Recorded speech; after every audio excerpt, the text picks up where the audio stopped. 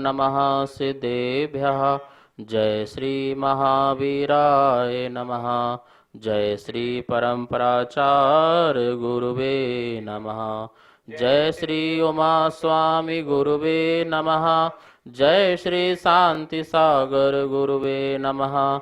जय श्री विद्यानंद गुरुवे नमः। मोक्ष मार्गस्य नेतारं भेतारं कर्म भूभृतां ज्ञातारं विश्वतत्त्वानां वन्दे तद्गुणलब्धये। मङ्गलं भगवान् वीरो मङ्गलं गौतमो गणी मङ्गलं कुन्दकुन्दार्यो जैन धर्मोस्तु मंगलम। तत्वाशुद्ध परमांगलिक ग्रंथ है आचार्य कुंद के पट्ट शिष्य आचार्य उमा स्वामी द्वारा यह विक्रम की प्रथम शताब्दी में लिखा गया सूत्रात्मक शैली है। संस्कृत इसकी भाषा है। 10 अध्याय विभाजित है। 7 तत्वों का इसमें वर्णन है। हम सभी लोगों ने अभी तक 9 अध्याय का अध्ययन किया है और आज से जो है 10वां अध्याय प्रारंभ हो रहा है। तत्वाशुद्ध का ये अंतिम अध्याय और सबसे छोटा अध्याय है। मात्र इसमें 9 सूत्र हैं, इसलिए आपको घबराने की बिल्कुल भी आवश्यकता नहीं बची कि 9वें अध्याय में इतने सारे सूत्र हैं, इतने सारे सूत्र और वो भी बड़े बड़े सूत्र हैं। और अब तत्वाशुद्ध के 10वें अध्याय में क्या है, मात्र 9 सूत्र हैं और 9 सूत्रों की हम चर्चा करेंगे, क्योंकि मोक्ष की बात जो है बड़ी नहीं है। मोक्ष में चले कैसे, पहुंचे कैसे, उसकी बात बहुत बड़ी हो जाती है। अब मोक्ष ही प्राप्त करना है तो उसके लिए बड़ी बात करने की जरूरत भी नहीं रह गई। अभी तक हमने पूरा जो समझा, जीव के बारे में समझा, अजीवों के बारे में समझा और कैसे हम गलतियां करते हैं, आश्रय करते हैं, बंद करते हैं कर्मों का, उसके बारे में समझा। और फिर हम कैसे कर्मों का संवर करें और कैसे कर्मों की निजरा करें, उसके बारे में जाना। तो आचार्य भगवान उमा स्वामी ने जो अपना संकल्प लिया था कि मैं मोक्ष मार्ग की बात करूंगा और मोक्ष मार्ग में जो 7 तत्व हैं उनकी बात करूंगा। 7 तत्व में उनने अपना संकल्प पूरा किया और अभी तक संवर निजरा तक की बात कर दी, मतलब जीव, अजीव, आश्रय, बंध, संवर और निर्जरा। अब मुक्ति का उपाय क्या है, मोक्ष क्या है, मोक्ष के अधिकारी कौन हैं और मोक्ष की प्राप्ति कैसे होती है, इसकी चर्चा यहाँ पर होना है 10वें अध्याय में। आइए हम सब लोग 10वां अध्याय का अध्ययन करेंगे। आप सब लोग अपनी जिनवाणी खोल लेंगे और 10वें अध्याय का पहला सूत्र भी निकाल लेंगे और इन सूत्रों को अच्छी तरह से पढ़ेंगे, क्योंकि अब मोक्ष की बात होनी है। किसकी बात होनी है? मोक्ष की सीधे बात होनी है, जो हमारे लिए अति प्रिय है। मोक्ष प्रिय है कि नहीं, बताइए। कितने लोग हैं जो मोक्ष जाना चाहते हैं? सभी जाना चाहते हैं। तो पहले मोक्ष, मोक्ष शब्द क्या है? मोह और क्षय 2 शब्दों से मिलकर बना हुआ है। मोह मतलब मोह और क्षय मतलब क्षय। जहां मोह का क्षय हो जाए, जहां मोह का क्षय हो जाए, मोह का नाश हो जाए, उसका नाम मोक्ष। क्योंकि मोह का क्षय होते हुए ही अंतर मुहूर्त बाद केवल ज्ञान की प्राप्ति हो जानी है और केवल ज्ञान की प्राप्ति होने के बाद निश्चित ही उस जीव को मोक्ष की प्राप्ति होनी ही होनी है। ठीक है ना। और ये भी ध्यान रखना, 2 प्रकार का मोक्ष होता है, एक भाव मोक्ष होता है और एक द्रव्य मोक्ष होता है। भाव मोक्ष क्या है और द्रव्य मोक्ष क्या है, इसकी चर्चा अपन करेंगे। सबसे पहले इस अध्याय का जो पहला सूत्र है उसका हम सब लोग उच्चारण करते हैं और इसके पहले अर्थ को समझते हैं। 10वें अध्याय का सूत्र नंबर पहला, मोह क्षयाज। ये अच्छा शब्द है, संयुक्त वर्ड है, तो हा के बाद थोड़ा सा का साउंड लेंगे। मोह क्षयाज, यहाँ जा तक लेना, ठीक है। मोह क्षयाज, और जिसको नहीं बोल पा रहे हैं तो मोह क्षयाज ऐसा बोल लेंगे, कोई दिक्कत नहीं। ज्ञान दर्शना वर्णांतराय, ज्ञान दर्शना वर्णांतराय, यहाँ तक। यहाँ भी इच्छा आ गया है इसलिए यहाँ भी अंतरायक ऐसा कर सकते हैं, अंतरायक वर्णांतरायक, ठीक है। वर्णांतरायक क्षयाच, यहाँ पे चा है, ठीक है। यहाँ पे जा है, यहाँ पे चा है, आगे चा आया है इसलिए ता का यहाँ चा हो गया है। यहाँ ज्ञा आया है तो जा और यहाँ से ज्ञा बनता है, इसलिए ज्ञा आने का यहाँ पे ता का जा हो गया है। ये व्याकरण के रूल्स हैं कुछ। केवलम, ठीक है। मोह क्षयाज ज्ञान दर्शना वर्णांतराय क्षयाज केवलम। थोड़ा और शुद्ध उच्चारण करना है तो मोह क्षयाज ज्ञान दर्शना वर्णांतराय क्षयाच केवलम, ठीक है। अब देखिए मोह प्लस क्षयात, ये जा था उसका ता हो जाएगा, क्षयात क्या बन जाएगा, पंचमी का एक वचन। आपने बालक के रूप पढ़े होंगे, बालकः बालकहो बालकहा, ऐसे पढ़े नहीं पढ़े आपने? तो पंचमी में क्या बनता था, बालकात, ठीक है ना। ऐसे 6 शब्द का क्षयात, और पंचमी किसके लिए होती है, से के लिए, बालक से, यहाँ पे 6 से, ठीक है, नष्ट होने से। और पंचमी किस लिए होती है, पृथक अर्थ में। जब किसी से हम पृथक होते हैं, गांव से बाहर, गांव से मैं जा रहा हूं तो गांव से पृथक हो रहा हूं, ठीक है ना। मंदिर से आ रहा हूं तो मंदिर से मैं पृथक हो गया, तो जिससे अलग होते हैं उसमें पंचमी अर्थ होती है। तो यहाँ पे पंचमी लगी हुई है। मोह प्लस क्षयात प्लस ज्ञान प्लस दर्शनावरण, दर्शनावरण, फिर लिखा है यहाँ पर आ निकलेगा अंतराय, अंतराय, फिर ये आ जाएगा क्षयात, ये चा का ता हो जाएगा, ठीक है। फिर चा अलग निकल जाएगा, केवलम, केवलम। इस प्रकार से यहाँ पर क्या लिखा, इसका अर्थ क्या निकल जाएगा, मोह क्षयात, मोह की क्षय से। किसके क्षय से बोल रहे हैं, मोह क्षय, मतलब मोहनी कर्म के क्षय से। पहली बात तो ये लगानी है, मोहनी कर्म के क्षय से, ठीक है ना। दूसरी बात लगानी है ज्ञान दर्शनावरण। ये आवरण शब्द जो है ये ज्ञान के साथ भी लगा लेंगे, तो ज्ञानावरण और दर्शनावरण, ये आवरण शब्द दोनों के साथ लगाएंगे, ज्ञानावरण और दर्शनावरण, ज्ञानावरण दर्शनावरण और चा और अंतराय, और अंतराय कर्म के क्षयात, क्षयात, क्षय से। कितने कर्म हो गए भैया, 4 कर्म हो गए। एक मोहनी कर्म, दूसरा ज्ञानावरणी कर्म, तीसरा दर्शनावरणी कर्म, चौथा अंतराय कर्म। ये 4 कर्मों के क्षय से, कितने कर्मों के क्षय से, इन 4 कर्मों के क्षय से क्या प्राप्त होता है, केवलम। क्या प्राप्त होता है, केवलम, केवल, केवल प्राप्त होता है, ज्ञान मात्र प्राप्त होता है। कौन सा, केवल ज्ञान, क्षाई ज्ञान प्राप्त हुआ करता है।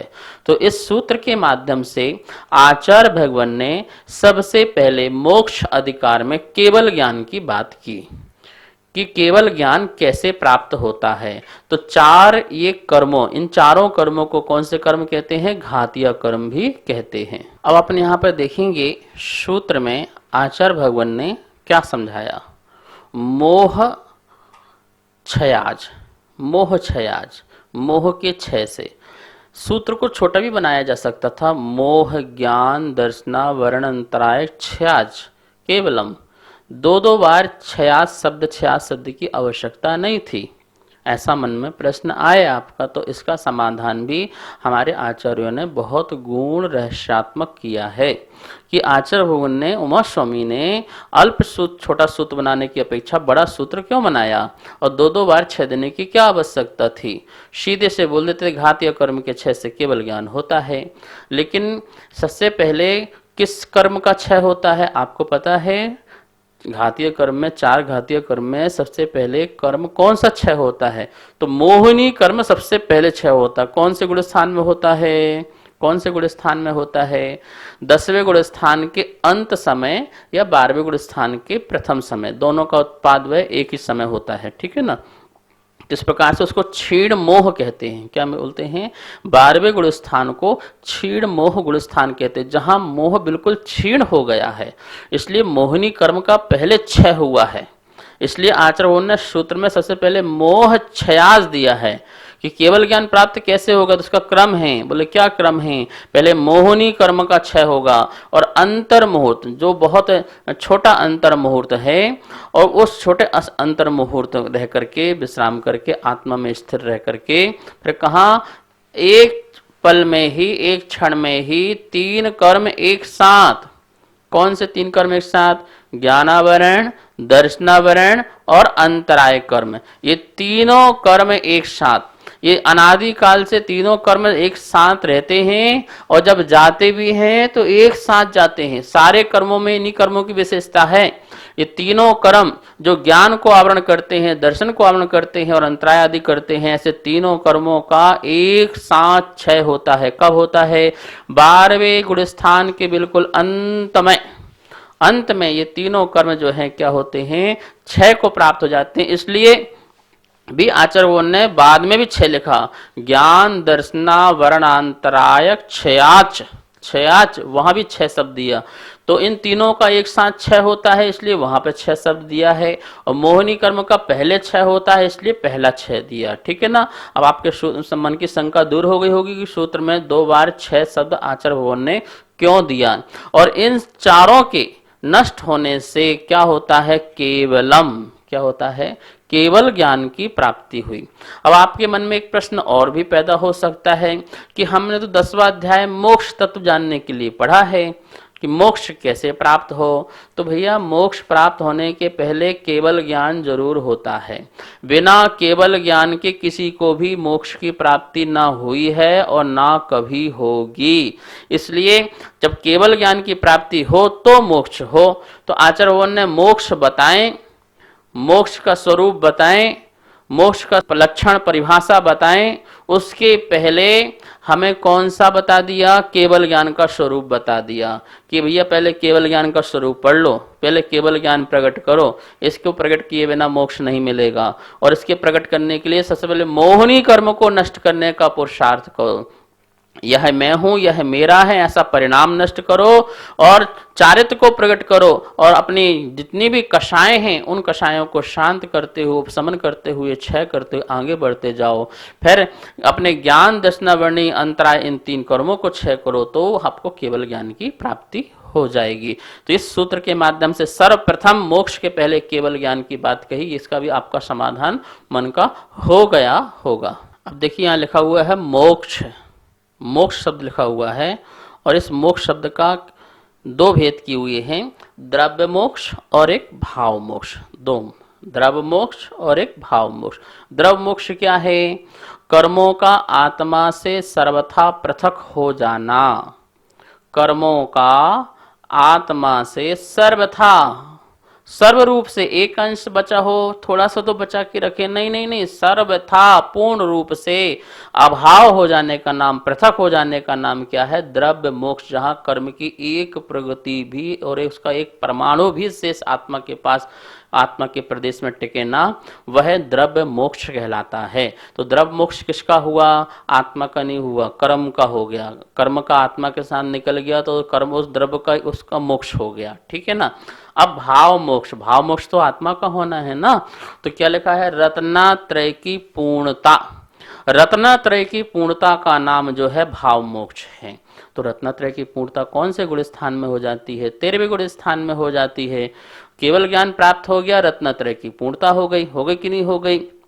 मोहिनी कर्म का अभाव होने से छायिक चारित्र की प्राप्ति हुई और जहां 18,000 शीलों का पालन सहज रूप से होता है, ऐसा उत्कृष्ट और यथाख्यात चारित्र, यथाख्यात चारित्र की जहां प्राप्ति और यथाख्यात परम यथाख्यात चारित्र की जहां प्राप्ति हुई है, ऐसा वह 13वां गुण स्थान संयोग केवली का अरहंत केवली दशा, केवल ज्ञान की दशा, वहां ही रत्नात्रय की पूर्णता होती है। सम्यक दर्शन, जैसे छायिक सम्यक दर्शन तो आपको चौथे गुण स्थान में भी हो जाए, ठीक है ना। और आपको छायिक ज्ञान की प्राप्ति जो होगी वहां नहीं होगी, वो 13वें गुण स्थान में होगी। कहाँ होगी? जब ज्ञानावरणी, दर्शनावरणी कर्म, अंतराय कर्म तीनों नष्ट हो जाएंगे तब आपको क्या होगा? वहां आपको छायिक ज्ञान की प्राप्ति होगी। और छायिक चारित्र की प्राप्ति आपको 12वें गुण स्थान में तो हो जाएगी, लेकिन उसकी रत्नत्रय की जो पूर्णता है यथाख्यात चारित्र की, वो कहाँ पर? वो 13वें गुण स्थान में संयोग केवली के होती है। तो यहाँ लिखा है रत्नात्रय की पूर्णता। रत्नत्रय की पूर्णता होती हुई भाव मोक्ष, मतलब 13वें गुण स्थान में भाव मोक्ष हो जाता है और 14वें गुण स्थान में द्रव्य मोक्ष हो जाता है। क्या हो जाता है? पूरे कर्म नष्ट होंगे जैसी तो द्रव मोक्ष हो जाएगा और आत्मा सिद्धत अवस्था को प्राप्त हो जाएगी। तो केवली भगवान अपनी आयु पर्यंत जब तक संसार में रहेंगे उनका भाव मोक्ष हो चुका है। जिन्होंने घातिया कर्म को नष्ट कर दिया उनका भाव मोक्ष हो गया है। अब मात्र जब आयु कर्म का अंतर मुहूर्त बचे उस समय समस्त प्रगतियों का नष्ट करके और सिद्धत अवस्था को प्राप्त करें, समस्त कर्म का अभाव हो तो द्रव मोक्ष हो जाता है। देखिए अब यहाँ पे लिखा हुआ है मोक्ष के पहले केवल ज्ञान की उत्पत्ति, ठीक है ना। उसमें क्या लिखा है, घातिया कर्म, और फिर लिखा है क्षय किस गुण स्थान में, इन कर्मों का क्षय किस किस गुण स्थान में होता है। तो आपको पता है मोहिनी कर्म के दो भेद होते हैं, दर्शन मोहिनी और चारित्र मोहिनी, ठीक है ना। तो उसका क्षय कौन कौन से गुण स्थान में होता है, तो यहाँ लिखा है दर्शन मोहिनी का क्षय जो है चौथे गुण स्थान से सातवें गुण स्थान, चौथे में भी हो सकता है, पांचवें में भी, छठवें में भी और सातवें में भी। इन गुण स्थानों में क्या है, किसी एक में, चौथे में अथवा पांचवें में अथवा छठवें में अथवा सातवें में, ऐसे स्थानों में क्या हो सकता है, दर्शन मोहिनी का क्षय। तो दर्शन मोहिनी का क्षय तो यहाँ हो जाएगा, मतलब मोहिनी कर्म की जो सबसे बड़ी मिथ्यात खतरनाक प्रगति थी उसका क्षय हो गया। फिर क्या है, चारित्र मोहिनी, चारित्र मोहिनी में कहाँ होता है, 10वें गुण स्थान के अंत में, 10वें गुण स्थान के अंतिम समय में चारित्र मोहिनी का भी क्षय हो जाता है। अब कौन से कर्म बचे, घातीय कर्म के 3 कर्म बचे, ज्ञानावरण, दर्शनावरण और अंतराय। इन कर्मों का कहाँ क्षय होता है, तो 12वें गुण स्थान के अंत में इनका क्षय हो जाता है। इस प्रकार से केवल ज्ञान की उत्पत्ति हो जाती है। अब क्षय होने से क्या फल मिलेगा, तो नीचे लिखा हुआ है केवल ज्ञान की उत्पत्ति, 13वां गुण स्थान, ये फल की प्राप्ति उस जीव को होगी। अब आगे लिखा हुआ है अरहंत बनने के कितने समय बाद सिद्ध बनते हैं। अरहंत बन गए, अब हमें सिद्ध बनना है, अब हमें द्रव मोक्ष भी प्राप्त करना है, तो कितने समय बाद होगा, तो यहाँ लिखा है कम से कम अंतर मुहूर्त, कम से कम अंतर मुहूर्त, कि अंतर मुहूर्त तो इस गुण स्थान में रुकना ही पड़ेगा। किसी को 13वें गुण स्थान पहुंचे, अंतर मुहूर्त की आयु शेष बची, तो अंतर मुहूर्त में ही उन्होंने फिर क्या बोलते 14 गुण स्थान पहुंच करके केवल सिद्ध अवस्था को प्राप्त कर सकते। कम से कम अंतर मुहूर्त का यह गुण स्थान बन सकता है 13वां, और ज्यादा से ज्यादा कितना बन सकता है, तो यहाँ लिखा है 1 करोड़ पूर्व। कितना लिखा है, 1 करोड़ पूर्व। क्यों 1 करोड़ पूर्व लिखा है, कोई छायक सम्यक दर्शन लेकर ही यहाँ पर जन्म हुआ, छायक सम्यक दर्शन लेकर यहाँ पर जन्म हुआ, और वह जो है 8 वर्ष अंतर मुहूर्त में केवल ज्ञान आदि प्राप्त कर ले। कितना, तो ये इतना अपना समय निकाल देना, इतना कम कर देना, 1 करोड़ पूर्व मतलब 1 कोटि पूर्व में। तो 1 कोटि पूर्व, पूर्व किसे कहते हैं, एक पूर्व किसे कहते हैं, 84 लाख में 84 लाख का गुणा करो, 84 लाख में 84 लाख का गुणा करो तो वो कहलाता है 1 पूर्व। तो 84 लाख में गुणा करेंगे तो कितना आ जाएगा, यहां लिखिए संख्या, देखिए 70,56,000 करोड़ वर्ष, 70,56,000 करोड़ वर्ष, इतनी संख्या निकल करके आ जाएगी, ठीक है ना।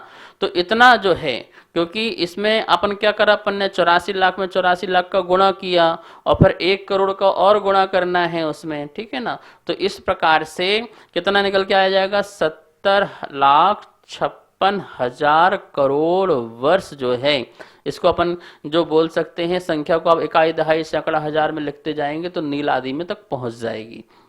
तो इस प्रकार से अपन देख सकते हैं कि इतनी बड़ी जो है आयु जो है होती है, एक किसी जीव की उत्कृष्ट आयु 1 करोड़ पूर्व आयु हो सकती है, और इसमें 8 वर्ष अंतर मुहूर्त में योग्यता मुनि बन के केवल ज्ञान की प्राप्ति की हो सकती है। तो ज्यादा से ज्यादा इतना समय बाद जो है वो केवल ज्ञान अवस्था में रहें और फिर सिद्ध अवस्था को प्राप्त कर सकते हैं।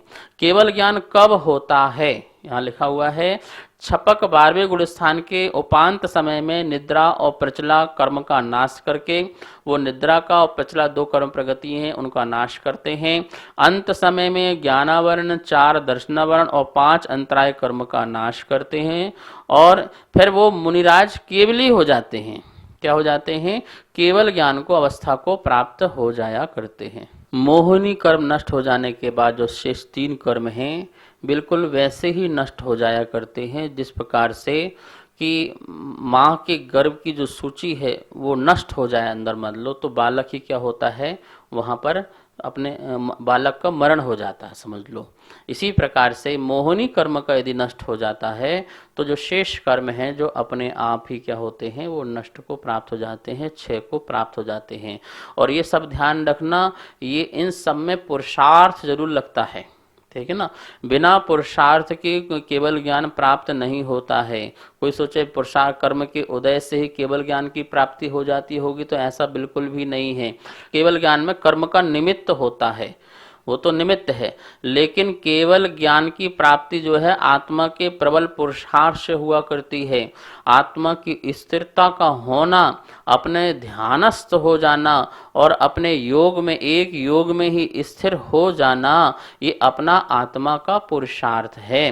केवली अवस्था में जो फिर मोक्ष प्राप्त होगी तो क्या सहज रूप से हो जाएगी? नहीं भैया, वहां भी पुरुषार्थ है, वहां भी पुरुषार्थ है। कैसा पुरुषार्थ है? जो वहां पर योग है, योगों का विकार अभी रह गया है, योगों का विकार रह गया है और जो गुण है वो प्रकट नहीं हुए। कौन से गुण प्रकट नहीं हुए हैं? निर्नाम होने का जो गुण है, निर्गोत्र होने का जो गुण है, अनायुष होने का जो गुण है, अव्यावाद गुण है, वो प्रकट कहाँ हुआ है?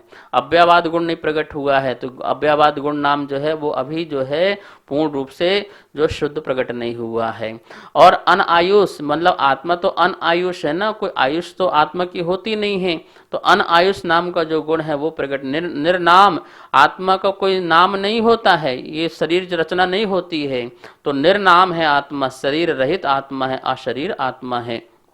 इस प्रकार से जो आत्मा के जो गुण हैं उन गुणों का अभी प्रकट नहीं हुए हैं। तो क्यों नहीं हुए हैं? क्योंकि वहां पर जो योगों की जो चंचलता है अभी भी है। कैसे चंचलता है भाई? वहां पर अभी विहार करना है, प्रवचन करना है, उठना बैठना है, ये जो है अभी उसकी योगों की चंचलता। जब तक वो निश्चल ना हो जाए, निष्कंप ना हो जाए, तब तक जो है केवल तब तक मोक्ष की प्राप्ति नहीं होती है। तो अभी उनका भाव मोक्ष हुआ है पर द्रव मोक्ष नहीं हुआ। द्रव मोक्ष तब होगा जब आघातीय कर्म जो शेष बचे हुए हैं वो कर्म जो है नष्ट हो जाएं।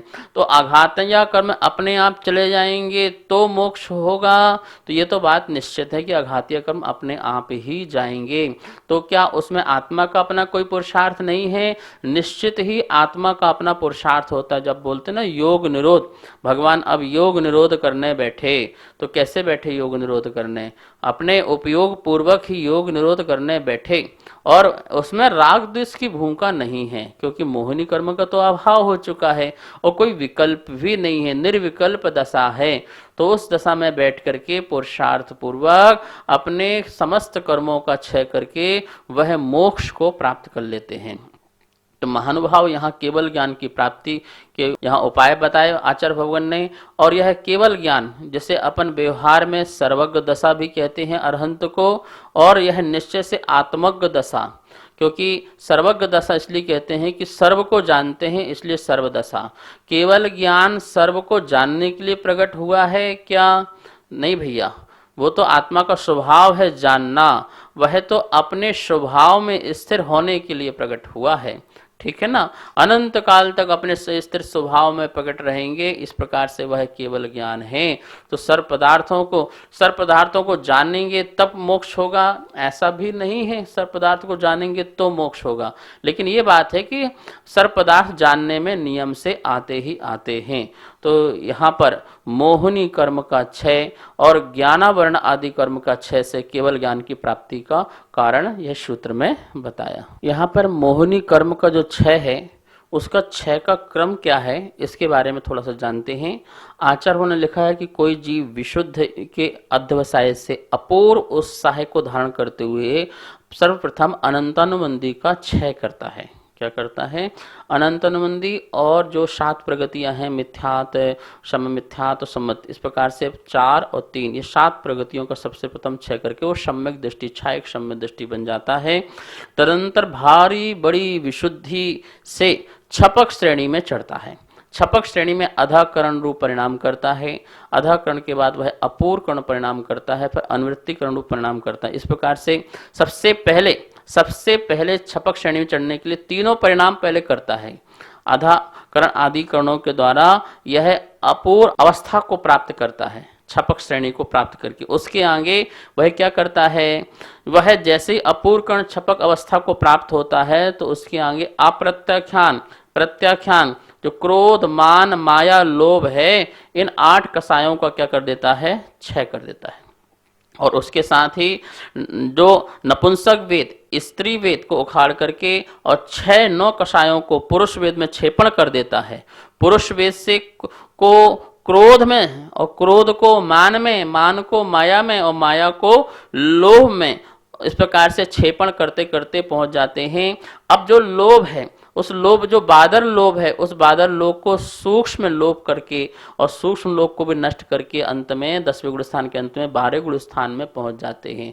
तो इस प्रकार से यह क्रम से चढ़ते हुए मोहिनी का क्षय करते हुए पहले अनंतवंदी, अप्रत्याख्यान, प्रत्याख्यान, फिर प्रत्याख्यान के बाद फिर वेद आदि, फिर वेद आदि को करते करते सुंजन, क्रोध, मान, माया, लोभ, फिर लोभ को भी सूक्ष्म करते हुए फिर सूक्ष्म को नष्ट करके फिर क्षीण मोही हो जाते हैं। इस प्रकार से यहाँ पर मोह को क्षय करने का ये क्रम शास्त्रों में बताया गया है। और फिर अंतर मुहूर्तवाद तीनों कर्मों का क्षय करके केवल ज्ञान की जीव को प्राप्ति हो जाती है, वो केवली मुनिराज हो जाया करते हैं। तो इस सूत्र के माध्यम से अपन ने मोक्ष के पहले केवल ज्ञान का स्वरूप जाना। अब आगे भगवान मोक्ष का क्या स्वरूप है, मोक्ष का जो लक्षण क्या है, उसके बारे में सूत्र बताएंगे। आज का स्वाध्याय संपन्न करते हैं।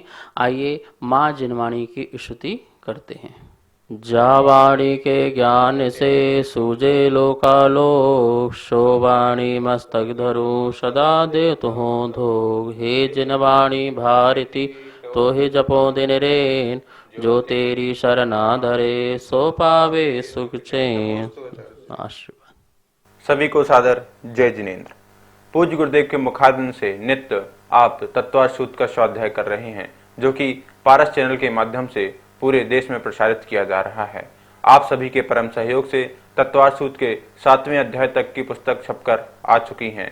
अब 8वें और 9वें अध्याय की पुस्तक छपने जानी है।